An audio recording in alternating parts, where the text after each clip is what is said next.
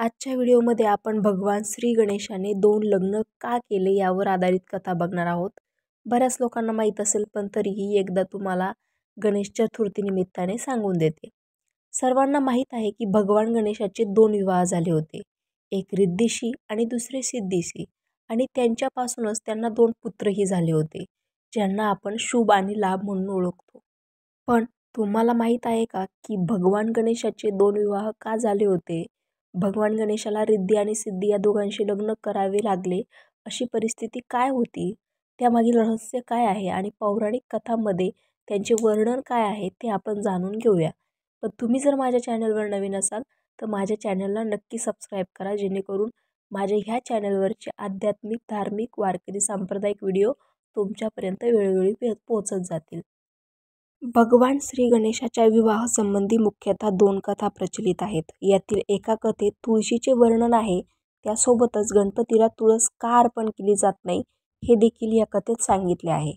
पौराणिक कथेनुसार एकदा भगवान गणेश तपश्चर्या करत असताना तेथून जात असलेल्या तुळशीने त्यांना पाहिलं आणि ती भगवान गणेशावर मोहित झाली.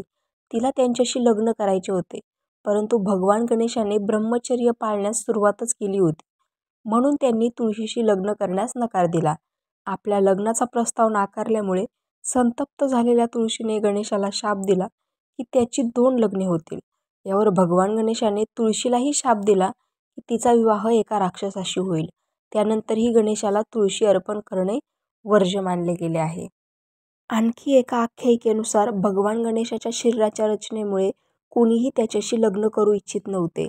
यामुळे त्रासून त्यांनी ब्रह्मचर्य पाळण्यास सुरुवातच केली. यासोबतच त्यांनी इतर कोणाचेही लग्न होऊ दिले नाही. कोणाचे लग्न असले की त्यात विघ्न निर्माण करायचे. त्यांचे वाहन मूषक त्यांनीही त्यांच्या कामामध्ये त्यांना साथ दिली. त्यांच्या ह्या सवयीमुळे देवी देवता खूप अस्वस्थ होऊ लागले. एके दिवशी ते ह्या समस्येबद्दल ब्रह्माजीकडे गेले.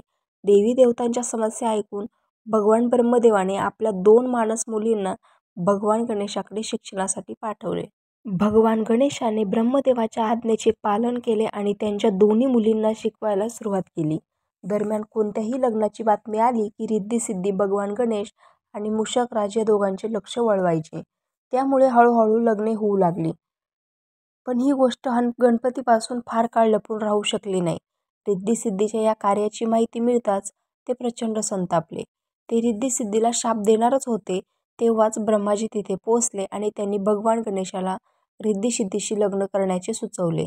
ब्रह्माजींच्या सूचनेनुसार भगवान गणेशाने रिद्धी सिद्धीसोबत विवाह केला आणि अशा प्रकारे त्यांचे 2दा लग्न झाले. रामकृष्ण हरी.